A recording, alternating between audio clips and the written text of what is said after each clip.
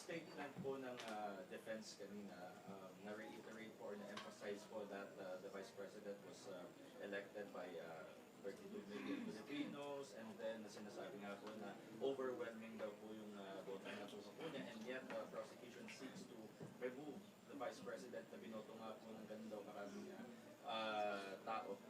Paano nyo na po i-assess yung parang sinasabi daw po kasi second attempt na raw po na i-remove ang isang Vice President na binoto nga daw po ng ganun karami?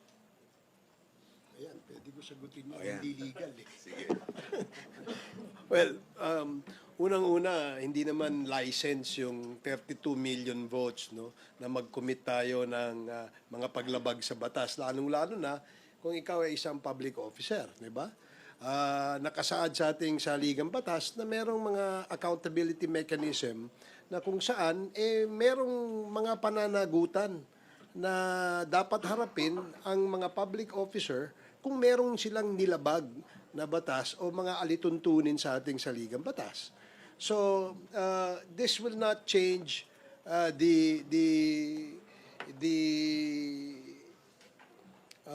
do you call this?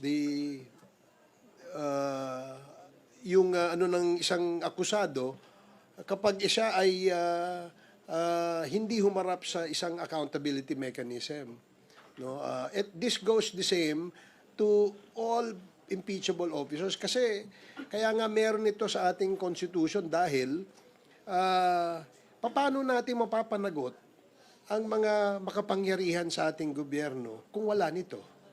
Diba? Does that mean because you're the most powerful person in the government and because you were able to get X amount of votes, does that give you a license to commit all these violations?